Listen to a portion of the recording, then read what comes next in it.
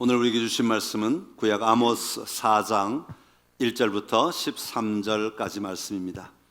아모스 4장 1절부터 13절까지 한 절씩 교독하겠습니다. 사마리아의 산에 있는 바산의 암소들아, 이 말을 들으라. 너희는 힘 없는 자를 학대하며 가난한 자를 압제하며 가장에게 이르기를 술을 가져다가 우리로 마시게 하라 하는도다. 주 여호와께서 자기의 거룩함을 두고 맹세하시되 때가 너희에게 이를지라. 사람이 갈고리로 너희를 끌어가며 낚시로 너희의 남은 자들도 그리하리라. 너희가 성 무너진 데를 통하여 각기 앞으로 바로 나가서 하르몬에 던져지리라. 여호와의 말씀이니라. 너희는 베델에 가서 범죄하며 길갈에 가서 죄를 더하며 아침마다 너희 희생을 3일마다 너희 11조를 드리며 누룩 넣은 것을 불살라 수언제로 드리며 낙헌제를 소리내어 선포하려무나. 이스라엘 자손들아, 이것이 너희가 기뻐하는 바니라. 주 여호와의 말씀이니라. 또 내가 너희 모든 성읍에서 너희 일을 깨끗하게 하며 너희의 각 처소에서 양식이 떨어지게 하였으나 너희가 내게로 돌아오지 아니하였느니라. 여호와의 말씀이니라. 또 추수하기 석 달 전에 내가 너희에게 비를 멈추게 하여 어떤 성읍에는 내리고 어떤 성읍에는 내리지 않게 하였더니 땅 한 부분은 비를 얻고 한 부분은 비를 얻지 못하여 말랐음에 두세 성읍 사람이 어떤 성읍으로 비틀거리며 물을 마시러 가서 만족하게 하지 못하였으나 너희가 내게로 돌아오지 아니하였느니라. 여호와의 말씀이니라. 내가 곡식을 마르게 하는 재앙과 깐부기 재앙으로 너희를 쳤으며 팥중이로 너희의 많은 동산과 포도원과 무화과 나무와 감람나무를 다 먹게 하였으나 너희가 내게로 돌아오지 아니하였느니라. 여호와의 말씀이니라.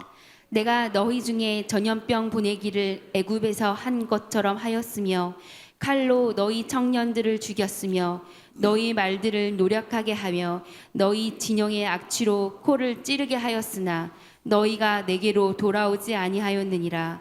여호와의 말씀이니라.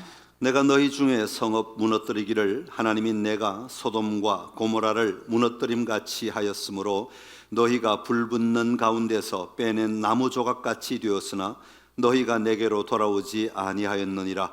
여호와의 말씀이니라. 그러므로 이스라엘아, 내가 이와 같이 내게 행하리라. 내가 이것을 내게 행하리니 이스라엘아, 내 하나님 만나기를 준비하라. 보라, 산들을 지으며 바람을 창조하며 자기 뜻을 사람에게 보이며 아침을 어둡게 하며 땅의 높은 데를 밟는 이는 그의 이름이 만군의 하나님 여호와시니라. 아멘. 할렐루야. 오늘 함께 모여 예배하는 여러분 한 사람 한 사람 위에 하나님의 영이 충만하시기를 간절히 기원합니다. 또 영상으로 예배드리고 있는 여러분의 가정에도 하나님의 임재가 충만하여서 우리 하나님 품에서 온전히 안기어 기뻐하는 예배가 되기를 간절히 소망합니다. 오늘은 아모스 네 번째 시간으로 내 하나님 만나기를 준비하라 하는 제목으로 하나님의 음성을 듣겠습니다. 우리 한번 따라 하겠습니다. 내 하나님 만나기를 준비하라. 여러분은 오늘 하나님 만나기 위해서 주일 준비를 어떻게 하고 오셨습니까? 그게 무슨 새로운 질문인가 라고 생각되겠지만 코로나가 참 장기적으로 길어지면서 오늘 우리는 이 질문을 할 수밖에 없는 그런 상황에 놓여 있습니다. 물론 교회에 오시는 분들은 아침에 일찍 일어나고 아침에 서두르고 주일인데도 불구하고 옷을 차려입고 여러 가지 하면서 분주하게 아이들 챙기는 분들도 계실 것이고 그러면서 교회에 나오셨을 것입니다. 언제나 그랬던 것처럼 동일하게 또 오늘도 그렇게 하나님 앞에 나오셨을 것입니다. 그러나 영상으로 예배드리시는 여러분들은 지금 이 예배를 드리시면서 어떻게 예배를 준비하셨습니까? 여러분, 우리는 끊임없이 우리에게 질문해야 합니다. 예배를 준비한다는 말은 무엇입니까? 좋은 양복을 입는 것, 헤어드라이어로 이게 머리를 잘 다듬는 것, 물론 그것도 다 포함되겠지만 예배를 준비한다는 것은 우리의 마음이, 우리의 영이 깨어서 하나님을 만나고 누리며 기뻐하는 상태로 준비되는 것을 말합니다. 그래서 예배는 사실 예배 드리기 이전에 이미 예배가 시작되어야 되는 거죠. 이미 찬양이 시작되어야 되고, 이미 기도가 시작되어야 되고, 이미 말씀이 내 안에서 요동치며 말씀하고 계셔야 하는 겁니다. 그래서 우리는 집에서부터 기도하며 출발하고 찬양하며 출발하여 하나님 앞에 나와 이 공간에 모여서는 정말 모든 공동체가 동일한 마음으로 동일한 영으로 하나님을 예배하게 되는 겁니다. 하나님은 구약에 보면 자신의 백성들을 만날 때 그냥 나오라고 하지 아니하고 준비하고 나오라고 말씀하시는 것을 보게 됩니다. 출애굽기 19장에 보면 이스라엘 백성들을 하나님의 백성, 하나님의 자녀라고 말씀하시면서 이제 너희가 나의 택한 백성이 되었다, 그렇게 이제 선포하신 다음에 그들에게 말씀하시기를 너희들 자신을 성결하게 하고 그리고 옷을 빨아 준비하게 하여 셋째 날을 기다리라, 그렇게 말씀하십니다. 그러면 셋째 날에 여호와께서 온 백성 앞에 강림하시게 되고, 그러면 그 강림하신 하나님을 준비된 백성들은 만나게 된다라고 말씀하고 계시는 것입니다. 여러분, 옷을 빠는 것이 뭐가 그리 중요하겠습니까? 옷을 빠는 것보다 더 앞선 일이 하나가 있습니다. 너희를 성결하게 하고. 여러분, 성결한다는 것은 외형적인 모습보다는 내면의 모습을 더 강조하는 단어가 성결이라는 단어입니다. 내 마음을 가라앉히고 내 생각을 가라앉히고 내 삶의 자리에 하나님의 이름을 부르며 하나님 앞에 나아갈 준비를 하면 그게 곧 뭐로 연결되느냐 하면 내 옷을 빨 수밖에 없는 자세로 연결된다고 하는 거죠. 그래서 하나님은 너희가 먼저 성결하고 그리고 옷을 빨고 그리고 날짜를 시간을 기다렸다가 그때 예배의 자리로 나오라, 내 하나님의 임재 앞으로 나오라, 그러면 하나님이 임재하셨다가 만나 주시겠다라고 말씀하시는 거예요. 오늘 저와 여러분이 예배하는 이 시간이 그렇게 나온 예배가 되기를 간절히 소망합니다. 오늘 본문 12절과 13절에 보면 이스라엘 백성들에게 아모스를 통하여 하나님께서 다시 한번 하시는 말씀이 있어요. 그게 뭐냐면 12절 끝에 보면 이렇게 말합니다. 이스라엘아, 내 하나님 만나기를 준비하라, 그렇게 말합니다. 내 하나님 만나기를 준비하라. 그런데 오늘 본문에는 우리가 오늘 예배 드리기 위해서 내 하나님 만나기를 준비하고 나온 것과는 조금 다른 의미를 가지고 있어요. 오늘 아모스가 외치고 있는 이스라엘아, 내 하나님 만나기를 준비하라, 이 말은 이제 하나님이 너희를 심판하러 오실 터인데 그 심판자로 오시는 하나님을 만나야 한다. 그러니 그 하나님 만날 준비해라, 종말을 이야기하는 겁니다. 이스라엘의 종말을 지금 말하고 있는 거예요. 여러분, 하나님이 심판하실 때 두 가지 결과를 예측할 수 있어요. 하나는 하나님이 너무 기뻐하시면서 너무 즐거워하시면서 내 사랑하는 아들아, 내 사랑하는 딸아, 너무 잘했다, 너무 수고했다, 너무 애썼다, 너무너무 고생했다, 이제는 내 상에 와서 먹고 마시고 쉬어라, 그렇게 말씀하시는 경우 하나 있고, 두 번째는 내가 너를 모른다, 너는 여기서 떠나가라 말씀하시는 경우가 있는 거예요. 바라기는 우리 선창의 모든 가족들은 우리 첫 번째 해당되기를 간절히 기원합니다. 여러분, 그때는 반드시 옵니다. 그때는 반드시. 오늘 그 얘기를 하고 있는 겁니다. 12절에 내 하나님 만나기를 준비하라, 이 말씀은 이제 너희에겐 소망이 없어. 북이스라엘, 너희는 죄악 가운데 살아가고 있는 너희는 소망이 없어. 그러니 이제 마지막으로 하나님이 심판하신 하나님을 만날 각오해, 준비해 라는 의미로 말씀하고 있는 겁니다. 사랑하는 성도 여러분, 우리는 때가 되면 하나님 앞에 나아가야 합니다. 언젠가 주님이 다시 오실 그때가 되면 우리는 주님 앞에 다 서야 합니다. 한 사람도 예외 없이 다 주님 앞에 서야 합니다. 여러분, 하나님을 만나는 그 시간이 어떤 시간이 되기를 기대하십니까? 그 시간이 기쁨의 시간이 되어야 하지 않겠습니까? 그런데 그때 마지막 때 우리가 하나님을 만나는 시간이 기쁨의 시간이 되기 위해서는 지금 아무런 수많은 높다가 갑자기 주님 앞에 가서 주님, 내가 주님을 사랑합니다 이런다고 그 시간이 기쁨의 시간이 되겠느냐 하는 겁니다. 그렇지 않아요. 그때 마지막 때 만났을 때 기쁨의 시간이 되기 위해서는 지금 여기서 이 만남의 시간이 되어야 한다는 겁니다. 이 만남의 시간이 언제나 우리에게 있어야 한다는 것이죠. 다시 말하면 지금 여기서 우리가 하나님을 만나며 살아갈 때라야 비로소 그 마지막 때 우리는 그 하나님 앞에서 기쁨으로 맞이할 수 있게 되는 겁니다. 그런데 북이스라엘은 지금 여기서 하나님을 만나지 못하고 있다는 말이에요. 그렇기 때문에 하나님은 경고하는 것입니다. 내 하나님 만날 것을 준비해라. 너희들에게는 이제 종말밖에 없다. 마지막 심판밖에 없다라고 말씀하고 있는 겁니다. 오늘 본문을 통해 오늘 우리가 하나님을 만나야 하는 자리가 어디인가를 좀 살펴보고 여러분의 삶의 자리에, 여러분의 자리에서 하나님을 만나는 은혜가 있게 되기를 간절히 기원합니다. 자, 그러면 첫 번째로 1절에서 3절의 말씀인데요, 우리는 삶의 자리에서 먼저 하나님을 만나야 합니다. 한번 따라합시다. 삶의 자리.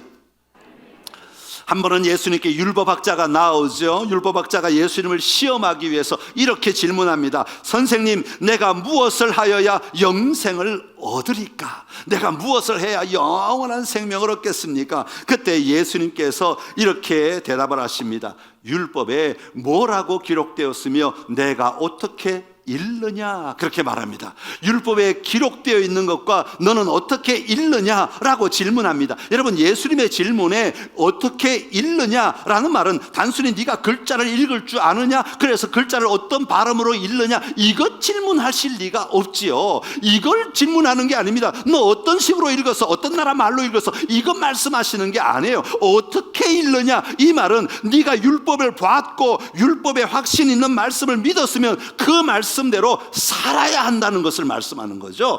그것이 읽는 거예요. 읽는다는 것은 말씀을 눈으로 보고 마음으로 받아들여서 그대로 행동하는 것을 읽는다라고 말하는 거예요. 그래서 주님은 다시 한번 이렇게 율법학자에게 다시 질문합니다. 그랬을 때 율법학자가 먼저 대답하죠. 내 마음을 다하며 목숨을 다하며 힘을 다하며 뜻을 다하며 주 너의 하나님을 사랑하고 또한 내 이웃을 내 자신같이 사랑하라 하였나이다. 그냥 율법에 있는 말씀을 그대로 다시 엎절입니다. 다시 주님께 말씀하죠. 그랬더니 주님이 뭐라고 말씀하세요? 내가 옳다. 이를 행하라. 그리하면 살리라. 행하라. 어떻게 읽느냐라는 말과 이를 행하라라는 말과 연결되어서 주님이 말씀하고 계신 것입니다.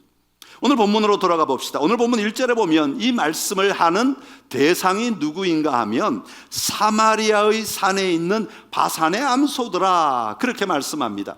자, 여기서 사마리아는 북이스라엘의 수도이고요. 지금 아모스는 북이스라엘을 향하여 하나님의 말씀을 선포하고 있는 선지자인데, 사마리아는 북이스라엘의 수도이고 바산은 어디에 있느냐 하면 저 위쪽에 갈릴리 호수가 있는데, 갈릴리 호수의 동쪽 지역에 있는 골란고원, 어디서 많이 들어보셨죠? 지금도 시리아하고 이스라엘과 나누어가지고 그것 때문에 전쟁이 일어나고 막 엄청난 일들이 지금도 분쟁 지역 가운데 하나가 이 골란고원인데, 이 골란고원을 가리키는 말입니다. 그런데 이 고원이다 보니까 이 땅에 얼마나 날씨가 좋고 비가 오고 그래서 상수리 나무가 굉장히 많이 있고요, 굉장히 좋은 목초지, 목장으로 하기엔 너무너무 좋은 땅이에요. 그러다 보니까 자연이 뭐가 많으냐 하면 살찐 짐승들이 굉장히 많아요. 그러니까 굉장히 짐승들이 살기에 너무너무 좋은 땅이 바산이라고 하는 환경이라고 말하고 있는 겁니다. 그런데 지금은 누구를 가리켜 얘기하고 있냐면 사마리아에 있는 사람을 가리켜서 바산의 암소들아, 그렇게 말해요. 그러니까 사마리아에 살고 있는 바산 땅처럼 풍성하게 누리며 살아가고 있는 암소들아, 그런 얘기예요. 그러니까 암소라고 했으니까 여기 또 여자를 가리킨다는 것을 알 수 있겠죠. 그러니까 이 사마리아 땅에 권력을 가지고 있고 힘을 가지고 있는 부인들, 그 집안의 부인들을 향하여 지금 경고하고 있는 말씀인데, 1절에 보면, 1절 중간에 보면 세 가지 그들의 죄를 말합니다. 첫 번째는 힘없는 자를 학대하였다, 그러는 거예요. 여러분, 당시의 여자들의 모습, 구약시대의 여자들은 자기 권력으로 자기 힘으로 다른 사람을 학대할 수 있는 사람이 없습니다. 그 당시 문화가 그랬다는 거예요. 그러니까 그 당시 그런 문화이기 때문에 이들은 누구의 힘을 빌렸겠어요? 남편의 힘을 빌리는 거죠. 남편의 권력을 가지는 거예요. 남편의 그 명성을 이용하여서 힘없는 자들을 학대하고 괴롭히고 어렵게 만들었다 하는 겁니다. 또 두 번째 죄도 마찬가지예요. 가난한 자를 압제하였다는 겁니다. 가난한 사람을 돌보아줘야 될 사람이 오히려 더 악해져서 가난한 사람들을 압제하였다. 이는 바산의 암소라고 표현했잖아요. 굉장히 부자란 말이에요. 가진 게 많은 사람이에요. 그럼에도 불구하고 가난한 자를 압제하였다. 누구의 힘으로? 남편의 힘으로, 남편의 권력으로 이런 일을 행하고 있다는 겁니다. 그리고 세 번째는 좀 더 심하게 이제는 남편에 대하여 뭐라고 말하는 거니까 가장에게 술을 가져다가 우리로 마시게 하라. 그러니까 이 말을 쉽게 하면 남편 보고 술 따라봐, 이 얘기예요. 술 따라봐. 갈 대로 갔다 이 말이지. 이건 더 이상 그 당시 사회 문화로서는 이건 더 이상 하나님이 봐줄 수 없는 상태가 되었다 하는 겁니다. 여러분, 왜 이게 문제가 되겠습니까? 1절의 이 상황이 왜 문제가 되겠습니까? 이것은 이 삶이야말로 하나님 앞에서 살아가는 삶이라고 말할 수 없기 때문이라고 말하고 있는 겁니다. 하나님을 무시하며 하나님을 인정하지 않고 하나님의 얼굴 앞에서 살아가고 있지 못한 삶이기 때문이라고 말하고 있는 겁니다. 2절에 보면 이런 자들을 향하여서 사람이 갈고리로 너희를 끌어가며 낚시로 너희의 남은 자들도 그러하리라, 그렇게 말합니다. 이건 무슨 뜻이겠어요? 나중에 다 포로로 잡혀가겠다, 다 죽게 될 거다라는 거예요. 여러분, 조금 있다가 바로 아수르가 침략해 와가지고, 아수르가 힘을 키워가지고 침략해 와서는 북이스라엘의 모든 이런 권력자들을 다 데려가, 다 죽여버리고, 다 빼앗아가버리고, 다 가져가버리고 마는 것이죠.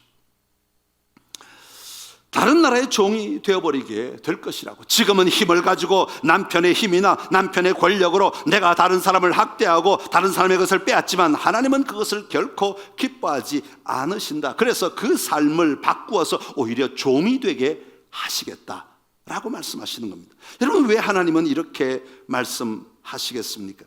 하나님의 백성이라고 하면서도, 하나님을 믿는다고 하면서도 그들의 삶의 모습에는 전혀 하나님이 계시지 않는 삶을 살아갈 때에 하나님은 그거를 차마 두고 보지 못하신다는 것입니다.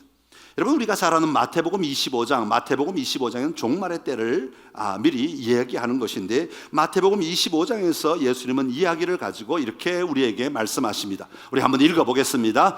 내가 줄일 때 너희가 먹을 것을 주었고, 목마를 때 마시게 하였고, 나그네 되었을 때 영접하였고, 헐벗었을 때 옷을 병들었을 때 돌보았고, 옥에 갇혔을 때 와서 보았느니라. 이에 의인들이 대답하여 이르되, 주여, 우리가 어느 때 주께서 줄이신 것을 보고 음식을 대접하였으며 목마르신 것을 보고 마시게 하였나이까? 어느 때 나그네 되신 것을 보고 영접하였으며 헐벗으신 것을 보고 옷 입혔나이까? 어느 때 병드신 것이나 옥에 갇히신 것을 보고 가서 배웠나이까 하리니, 임금이 대답하여 이르되, 내가 진실로 너희에게 이르노니 너희가 여기 내 형제 중에 지극히 작은 자 하나에게 한 것이 곧 나에게 한 것이니라. 아멘. 할렐루야. 주님은 이 땅 가운데 하나님의 마음으로 살아가는 그 사람들을 다 보신다는 것입니다. 하나님의 마음, 주님의 마음으로 우리가 누군가에게 무엇인가를 하면 그것을 주님은 다 받으신다는 얘기, 다 당신에게 하신 것으로 받으신다는 말씀입니다. 여러분, 구약에서 하나님께서 맹세하실 때, 우리도 맹세하잖아요. 내가 맹세하는데, 하나님을 두고 맹세하는데, 어떤 사람은 어머니를 두고 맹세한다. 그럴 때는 그 맹세의 근거가 확실하다, 그런 의미를 두고 말하는 거죠. 하나님께서도 맹세하실 때 몇 가지를 두고, 근거를 두고 말씀하시는데, 그 중에 하나가 뭐냐면 나의 삶을 두고 맹세하노니 그러세요. 여러분, 이 얘기는 무슨 뜻이겠습니까? 하나님의 삶은 하나님의 역사하심 그 자체라는 것입니다. 하나님은 하나님의 삶을 두고 맹세하신다는 것은 조금도 부족함이 없고, 조금도 모자람이 없고, 조금도 부끄러울 것 없고, 조금도 어색하지 않는 진실 그 자체를 두고 하나님은 맹세하신다라고 말씀하고 계시는 것입니다. 그런 하나님께서 우리의 삶의 자리에서 하나님을 향하여 눈을 들라고 말씀하시는 것입니다. 그 삶의 자리에서 하나님을 만나야 한다고 말씀하시는 것입니다. 여러분, 세상 사람들도 착한 일 참 많이 합니다. 요즘에는 점점 더 이 젊은 사람들까지도 이렇게 봉사단체 만들어가지고 봉사하는 사람들이 굉장히 많아요. 지역 속에서 일하는 사람들이 굉장히 많아요. 굉장히 열심히 구제하고 자기 돈 내어가지고 어려운 사람 돕고 뭐 지역을 돕고 섬기며 이런 사람들이 참 많습니다. 여러분, 그 사람들이 지역을 위해 막 헌신하면서 자원봉사하고 이런 일들을 하는 것과 교회가 모여서 함께 공동체로 세상을 향하여서 무언가 구제하고 돕는 것의 근본적인 차이가 뭡니까? 이 세상에서 하시는 분들은 어찌되었건 자기의 이름을 나타내든 안 나타내든 어찌든 자기의 기쁨을 위해서 하시는 분들이에요. 그러나 우리가 교회가 하는 일은 결국은 거기 안에 누가 계세요? 하나님이 계시는, 하나님이 원하시기에, 하나님이 기뻐하시기에, 하나님이 하게 하시기에, 하나님이 말씀하시기에 우리는 그 일을 감당하는 것입니다. 여러분, 오늘 우리의 삶의 자리 속에서 우리 하나님을 만나는 은혜가 있어야 할 줄로 믿습니다. 여러분이 살아가는 삶의 모든 행동 반경 속에서 우리 하나님은 동행하십니다. 그렇게 그 하나님 만나며 그 하나님 앞에서 살아가는 삶을 살 때에 우리는 참된 승리의 삶을 살아가게 될 것입니다. 그런 삶의 자리에 서 있는 저와 여러분 되기를 간절히 기원합니다. 두 번째로 4절과 5절의 말씀인데, 우리는 예배의 자리에서 여호와 하나님을 만나야 합니다. 한번 따라합시다. 예배의 자리. 여러분, 예배의 자리에서 하나님 만나는 건 너무나 당연한 이야기 같지만 어떤 경우에는 예배라는 이름은 있지만 그 예배 안에 하나님 없이 우리가 그 예배에 들어갈 때도 종종 있다는 거죠. 특별히 북이스라엘 사람들은 예배라는 이름, 제사라고 하는 이름, 제단이라고 하는 이름, 성전이라고 하는 이름은 분명히 있는데 이 제사는 도무지 하나님이 받을 수 없는 제사, 이 예배는 도무지 하나님이 기뻐할 수 없는 제사가 지금 4절과 5절에 벌어지고 있다는 겁니다. 여러분, 예배의 핵심은 무엇입니까? 하나님 앞에 나아가는 것, 그 하나님의 임재 앞에 머무는 것, 그 임재 앞에 하나님의 얼굴을 보며 그 하나님을 누리는 것, 이게 예배의 가장 궁극적인 핵심 아니겠습니까? 사도 바울은 로마서에서 예배를 이야기할 때, 예배를 말씀하실 때 뭐 장소가 중요하다, 예배 형식이 어떻다 이런 얘기 하신 적이 없어요. 어떻게 그 마음이 준비되어 있고 어떤 상태로 나아가야 할 것인가, 이것을 말씀하고 있어요. 로마서 12장 1절의 말씀인데 우리 한번 읽어 보겠습니다. 그러므로 형제들아, 내가 하나님의 모든 자비하심으로 너희를 권하노니 너희 몸을 하나님이 기뻐하시는 거룩한 산제물로 드리라. 이는 너희가 드릴 영적 예배니라. 아멘. 너희 몸을 하나님이 기뻐하시는 거룩한 산제물로 드려라. 이 말은 우리 몸을 불태우라는 얘기가 아니라 우리 안에 온전히 전부 다 하나님 앞에 다 내어놓을 수 있는 예배가 되어야 한다는 것을 말씀하고 있는 겁니다. 그런데 북이스라엘은 어떤 예배를 드렸느냐, 어떤 제사를 드렸느냐? 4절에 보면 너희는 베델에 가서 범죄하고 길갈에 가서 죄를 더하라, 그렇게 말씀합니다. 이 말은 너희는 길갈과 베델은 어떤 곳이냐 하면 북이스라엘의 남유다의 예루살렘이 있다면 북이스라엘은 길갈과 베델을 만들어 놓고 거기에 금송아지를 두고 제사를 지내게 했던 곳이에요. 그러니까 하나님 앞에 나아가는 종교의 중심지라고 말할 수 있는 곳이 바로 베델과 길갈인 것이죠. 그러나 이건 상징적인 것이니까 이스라엘 전체, 북이스라엘 전체의 종교적 행위들, 종교적 장소들에 대하여 말씀하고 있는 겁니다. 그런 장소에 가서 범죄하고 죄를 더해라, 그 말입니다. 하나님이 결코 그곳의 제사를 기뻐 받을 수 없는데 너희는 점점 더 악해지고 있으니 가서 다 범죄해라, 가서 다 죄를 저질러라. 왜? 너희 하나님 만날 준비해야 되기 때문에. 어차피 너희는 하나님 만나는데 그때 심판의 하나님이 임하실 것이기 때문에 그렇게 하라는 겁니다. 그러면서 그러면서 어떤 일을 말씀하고 있느냐 하면 아침마다 너희 희생을 3일마다 너희 11조를 드려봐라, 그렇게 말하는 겁니다. 여러분, 원래 구약에서 희생은 1년에 한 번 드리는 거예요. 1년에 한 번. 그런데 매일 아침마다 희생을 드려봐라, 그렇게 말씀하죠. 11조는 그 당시는 목축업을 하니까, 여러분 짐승의 11조를 하나님께 드리려면 짐승이 태어나서 자라는 과정에 시간이 걸리잖아요. 과일 나무도 시간이 걸리듯이. 그러니까 3년에 한 번씩 자기들의 수확의 10분의 1을 하나님 앞에 올려드렸어요. 그러니까 이 간격이 3년 정도씩 간격을 가지고 11조를 드렸단 말이죠. 그런데 아침마다 희생을 드리고 3일마다 11조를 드리라는 겁니다.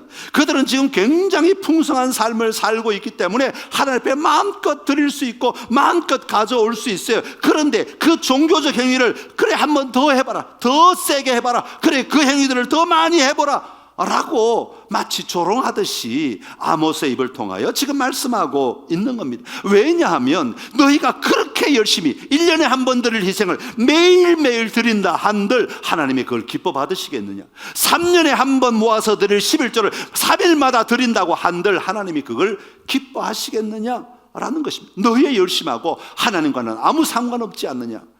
너희가 열심만 내고 있는데 그게 하나님과 무슨 상관이 있느냐? 라고 말씀하고 있는 겁니다. 그 다음에 보면 5절에 누룩 넣은 것을 불살라 수언제를 드리며 낙헌제를 소리내어 선포하려무나. 수언제는 은혜에 보답하기 위해 드리는 제사요. 그런데 그 당시 구약의 율법에는 누룩 넣은 것을, 빵을 그대로 하나님께 제물로는 드릴 수 있어요. 그런데 이걸 태워드리면 안 돼.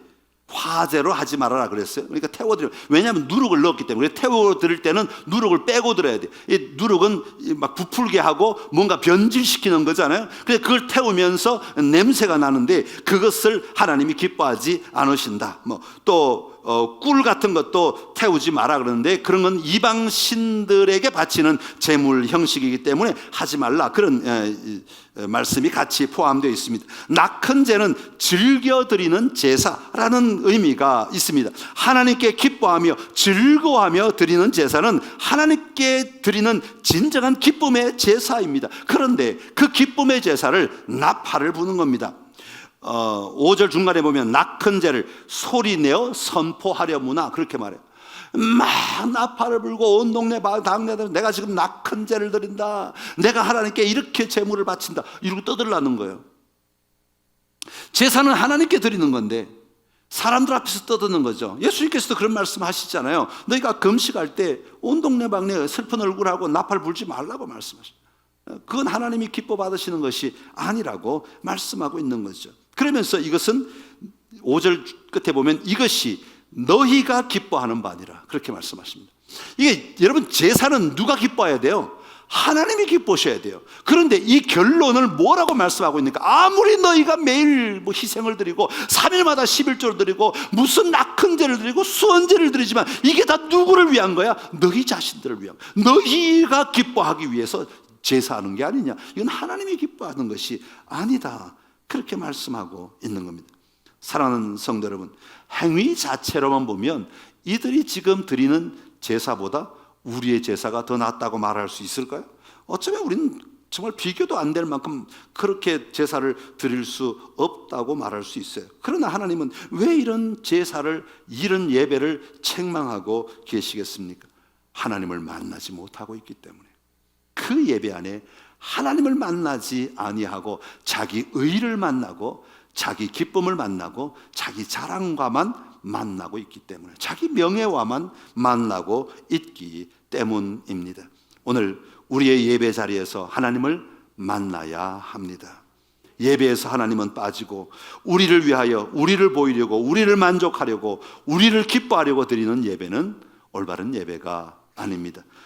예배의 자리에서 하나님을 만날 수 있을 때 우리는 마지막 때 기쁨으로 하나님을 대면하며 누리게 될 것입니다. 그 기쁨을 누리며 살아가는 우리 모두가 되기를 간절히 기원합니다. 마지막으로는 6절부터 11절까지 말씀인데, 개입의 자리에서 하나님을 만나야 합니다. 한번 따라합시다. 개입의 자리. 개입의 자리라는 말은 하나님이 우리 삶의 현장 속에 직접 뭔가를 막 일하셔가지고 막 움직이셔가지고 뭔가 눈에 보이는 자리에서도 하나님을 만나야 하는데, 하나님이 그렇게 일부러 막 뭔가를 증거를 드러내시면서 보여주셔도 못 만난다면, 이 북이스라엘 사람들은 하나님이 그렇게 일해도 못 만난다는 거예요. 아무리 자극해도 하나님께 돌아오지 않는다는 거예요. 여러분 6절부터 11절까지 반복하는 말이 있어요. 6절 중간 끝에 보면 너희가 내게로 돌아오지 아니하였느니라, 8절에 보면 너희가 내게로 돌아오지 아니하였느니라, 9절에 보면 너희가 내게로 돌아오지 아니하였느니라, 10절에 보면 너희가 내게로 돌아오지 아니하였느니라, 11절에 보면 너희가 내게로 돌아오지 아니하였느니라. 언제 너희가 돌아오지 않았다고 말씀하겠습니까? 6절에 보면 모든 성읍에서 너희 일을 깨끗하게 하며 각 처소에서 양식이 떨어지게 했어. 하나님께서 얼마나 화가 나셨으면 그 성읍에 양식이 없게 만들었어. 그래서 이가 깨끗하게 만들었어. 뭘 먹어야 이빨에 끼지, 뭘 먹어야 이빨이 더러워지는데 못 먹었지. 양치를 해서 깨끗한 게 아니라 못 먹어서 깨끗한 거예요. 아니, 배를 곪으면 먹을 게 다 떨어졌으면 왜 이곳에 양식이 없지? 양식이 있어야 이 시기에 왜 양식이 없지? 그러면 하나님을 쳐다봐야 되는데, 그러면 하나님께 물어봐야 되는데, 그럼 하나님께 나아가야 되는데, 이게 어찌 된 일입니까? 하나님 도와주세요. 하나님께 나아가야 되는데 하나님을 모른다고 그러는 거예요. 이 정도 됐는데도 하나님을 만나지 않는데, 7절에 보면 추수하기 석 달 전에 내가 너에게 비를 멈추게 하겠대요. 여러분, 추수하기 석 달 전에 비가 멈추면 곡식이 익질 않아. 과일이 열매를 맺을 수가 없어요. 물이 공급되어야 마지막 이삭을 맺고 열매를 맺어서 먹을 수 있는데, 아니 지금 이 가뭄 때문에, 가뭄이 닥치면 하나님 도와주세요, 하나님 앞에 나아가야 되는데, 하나님이 가뭄을 일으켜도 꿈쩍도 안 해. 하나님 쳐다볼 생각을 안 해. 8절에 두세 성읍 사람이 어떤 성읍으로 비틀거리며 물을 마시러 가서 만족하게 마시지 못하고, 마실 물이 없어가지고 비틀거릴 정도가 돼도 하나님을 찾지 않아요. 9절에 곡식을 마르게 하는 재앙과 깐부기 재앙으로 너희를 쳤으며 팥중이로 너희 많은 동산과 포도원과 무화과 나무와 감람나무를 다 먹게 하였느니라. 아니, 자라나는 곡식들마저 다 먹어치우고 과일들 다 먹어치워도, 이 곤충들이 다 먹어치워도 하나님을 바라보지 않아요. 하나님을 바라보지 않아요. 10절에 전염병을 보내기를 애굽에서 한 것처럼 해도 하나님을 찾지 않아요. 11절에 그들의 성읍 무너뜨리기를 소돔과 고모라처럼 해도 하나님 찾기를, 하나님께로 돌아오지 아니하였다, 그렇게 말씀하고 있는 겁니다. 하나님의 일하심의 사인을 분별해야 하는데, 그들의 영적 안목이 막혀서 하나님의 사인을 분별하지 못하였던 것입니다. 하나님이 징계를 주셨는데도 그 사인조차 발견하지 못하고 하나님을 찾지 않는 어리석은 백성이 되고 말았다는 거예요. 여러분, 이건 북이스라엘이 이제는 오직 한 가지밖에 볼 게 없다는 거예요. 뭐죠? 멸망밖에 볼 게 없다. 심판하시는 하나님을 만날 수밖에 없다는 것을 강조하고 있는 겁니다. 사랑하는 성도 여러분, 오늘도 우리 하나님은 우리에게 개입하시는 하나님이십니다. 여러분, 우리가 걸어가고 호흡하고 살아가는 모든 삶의 자리에 하나님은 일하십니다. 말씀하신다는 거죠. 그냥 도와줘라 이게 아니라 하나님 우리에게 말씀하시는 그런 일들을 통하여 우리에게 말씀하세요. 어려운 일이 닥칠 때 하나님 무릎 꿇어야죠. 좋은 일이 생기면 하나님 감사합니다, 하나님을 찾아야죠. 힘들 때 하나님 어떻게 하면 좋아요? 하나님 의지해야죠. 이게 그리스도인의 마땅한 삶인데, 북이스라엘처럼 하나님이 이런 징계도 주고 저런 징조도 주고 저런 사인도 줘도 전혀 꿈쩍도 하지 않는다면 우리가 어떻게 하나님 앞에 설 수 있겠습니까? 바라기는 여러분, 영의 눈을 열고 영의 귀를 열어 하나님의 음성을 들으며 살아가는 복된 삶이 저와 여러분의 삶이 되시기를 간절히 기원합니다. 제 안에 소망이 하나가 있어요. 설교 준비하면서 우리 성도들의 얼굴이 막 눈앞에 왔다 갔다 하는데, 이분들이 다 천국 가면 주님 다시 오실 때 거기 가서 만나야 되는데, 딴짓 가 있으면 안 되는데, 그러기를 간절히 소망합니다. 저도 거기 가야 하고 여러분도 거기 오셔야 돼요. 우리는 다 같이 거기서 만나서 함께 기뻐하고 함께 즐거워하며 영생을 누려야 할 줄로 믿습니다. 그러기 위해서는 지금 여기서 하나님을 만나야 하는 겁니다. 여러분, 여러분의 삶의 자리에 날마다 우리 주님과 동행하며 살아가시기를 간절히 기원합니다. 기도하겠습니다. 참 좋으신 우리 하나님 아버지, 북이스라엘의 삶을 통하여 우리에게 강력하게 말씀하신 오늘 이 말씀 붙들고 우리가 살아갑니다. 하나님, 우리 삶의 자리에서, 우리 예배의 자리에서, 또 하나님이 일하시는 개입의 자리에서 우리 하나님 꼭 만나며 살아가는 저희들 되게 하여 주옵소서. 주님을 향하여 눈을 들고, 주님을 향하여 입을 벌리고, 주님을 향하여 귀를 열고, 주님을 향하여 우리의 마음을 열고 날마다 살아가게 하여 주옵소서. 그래, 주님과 함께 걸어가는 삶을 통하여 기뻐하며 즐거워하는 우리 모두가 되게 하여 주옵소서. 예수님의 이름으로 기도드리옵나이다. 아멘.